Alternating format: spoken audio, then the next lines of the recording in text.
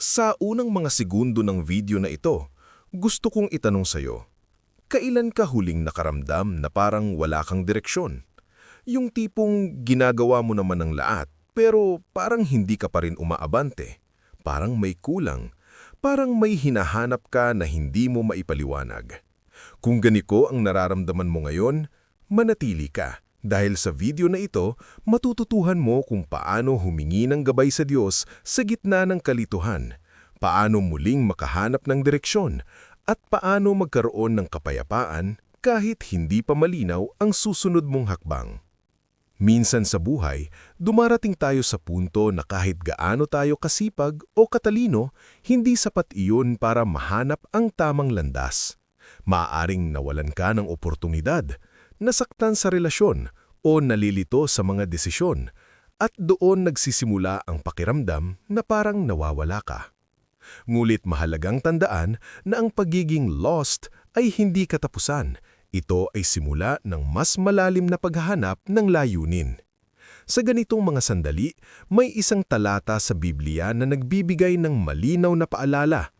Trust in the Lord with all your heart and lean not on your own understanding. In all your ways, submit to Him, and He will make your paths straight. Proverbs 3:5-6. Ang konteksto ng talatang ito ay paalala sa mga taong nahaharap sa kawalan ng katiyakan na hindi lahat ng bagay ay maiintindihan natin at hindi lahat ng solusyon ay manggagaling sa sarili nating kakayahan. Ang ibig sabihin nito sa simpleng paraan, hindi mo kailangang alam ang lahat, basta't handa kang magtiwala sa Diyos. Isipin mo ito, ilang beses ka nang nagplano pero hindi nasunod. Ilang beses ka nang umasa sa sarili mong desisyon pero nauwi sa pagkadismaya. Hindi sinasabi ng talatang ito na mali ang mag-isip o magplano, kundi pinapaalala lang na may mas mataas na karunungan na pwede nating sandalan. At dito pumapasok ang panalangin. Ang panalangin ay hindi lang paghihingi. Ito ay pakikipag-usap, pakikinig, at pagsuko. Kapag nararamdaman mong nawawala ka, subukan mong huminto sandali, huminga, at sabihin mo sa Diyos, hindi ko alam ang gagawin ko, pero nagtitiwala ako na alam mo. Sa totoo lang, maraming tao ang natatakot aminin na sila ay nalilito. Gusto nating magmukhang kontrolado ang lahat, pero sa loob-loob natin may kaba at duda. Ngulit ang kagandahan ng pananampalataya ay hindi nito hinihingi ang pagiging perpekto. Hinihingi lang nito ang pagiging totoo. Maaari mong sabihin sa Diyos ang lahat ng takot mo, lahat ng tanong mo, kahit ang galit mo, dahil kilala ka niya ng lubos. Isang halimbawa, may isang tao na matagal nang nagtatrabaho sa isang kumpanya pero hindi na siya masaya. Natatakot siyang umalis dahil hindi niya alam ang susunod. Halip na magdesisyon agad, pinili niyang magdasal araw-araw, humingi ng gabay at maging bukas sa mga oportunidad. Makalipas ang ilang buwan, may dumating na pagkakataon na mas angkop sa kanyang layunin. Hindi ito nangyari agad, pero nangyari ito sa tamang panahon. Ganito rin sa buhay natin. Hindi agad-agad dumarating ang sagot, pero dumarating ito sa tamang oras. Kaya kung ikaw ay nasa yugto ng paghihintay, tandaan mo, ang katahimikan ay hindi ibig sabihin ng kawalan ng sagot. Minsan, ito ay proseso ng paghahanda.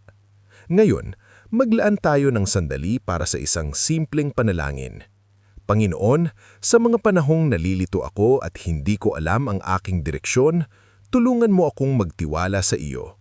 Linawin mo ang aking isipan, palakasin mo ang aking puso, at gabayan mo bawat hakbang ko. Turuan mo akong hindi umaasa lamang sa sarili kong pag-unawa, kundi sumunod sa iyong kalooban. Amen. Habang pinininiwalaan mo ito, gusto kong itanong sa iyo, ano ang isang bagay sa buhay mo ngayon na kailangan mong ipagkatiwala sa Diyos? Ano ang isang desisyon na matagal mo nang ipinagpapaliban dahil sa takot? Ibahagi mo sa comments. Maaaring ang iyong kwento ang maging inspirasyon ng iba. Tandaan mo, hindi ka nag-iisa sa pakiramdam na ito. Maraming tao ang dumaraan sa ganitong yugto at kadalasan dito nagsimula ang mas malinaw na direksyon sa buhay. Sa pagtatapos ng video na ito, balikan natin ang pangunahing mensahe. Kapag pakiramdam mong ay nawawala ka, hindi mo kailangang pilitin ang sarili mong hanapin agad ang lahat ng sagot. Magtiwala ka sa Diyos, ilapit mo sa Kanya ang iyong mga tanong at hayaan mong Siya ang gumabay sa iyong landas. Kung nakatulong ang mensaheng ito, huwag kalimutang i-like ang video. Mag-subscribe sa channel para sa mas maraming mensahe na nagpapalakas ng iyong pananampalataya at ilagay ang iyong saloobin sa comments. Gusto kong marinig ang iyong kwento. Hanggang sa muli, manatili kang matatag sa pananampalataya at huwag kang susuko sa paghahanap ng iyong layunin. Habang nagpapatuloy tayo, mahalagang mas maintindihan natin na ang pakiramdam ng pagkaligaw ay hindi aksidente. Ito ay bahagi ng proseso ng paglago. Minsan, hinahayaan ng Diyos na maranasan natin ang kalituhan upang matutuhan nating magtiwala, hindi sa nakikita kundi sa Kanya. Isipin mo ito, isang manlalakad na nasa gitna ng kagubatan, kapag hindi malinaw ang daan, mas maging maingat siya sa bawat hakbang.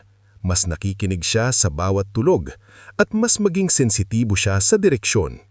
Ganito rin tayo sa buhay. Kapag hindi malinaw ang lahat, doon tayo mas natututong makinig sa boses ng Diyos. May isa pang talata na maaaring magbigay liwanag sa sitwasyon mo. For I know the plans I have for you, declares the Lord, plans to prosper you and not to harm you, plans to give you hope and the future. Jeremiah 29:11. Ang konteksto ng talatang ito ay pinasulat para sa mga taong nahaharap sa kawalan ng katiyakan, na hindi lahat ng bagay ay maiintindihan natin at hindi lahat ng solusyon ay manggagaling sa sarili nating kakayahan. Ang ibig sabihin nito sa simpleng paraan, hindi mo kailangang alam ang lahat, basta't handa kang magtiwala sa Diyos. Mangduga nito ganito pag nagsya, manduga nito ganito pag nag-isa. Balikan natin ang sagot ng bahagya. Una, magsimula sa maliit na hakbang. Hindi mo kailangang ayusin agad ang buong buhay mo. Magsimula ka sa isang desisyon na alam mong tama. Pangalawa, iwasan ang sobrang pag-iisip na nauuwi sa takot. Ang overthinking ay kadalasang nagiging hadlang sa pagkilos. Pangatlo, magtiwala sa timing ng Diyos. Hindi lahat ng delay ay pagkatalo. Minsan, ito ay proteksyon o paghahanda. May mga pagkakataon din na ang dahilan kung bakit pakiramdam mo ay nawawala ka ay dahil kumakapit ka pa sa mga bagay na hindi na para sa iyo. Maaaring ito ay isang relasyon, isang pangarap, o isang identidad na matagal mo nang pinanhahawakan.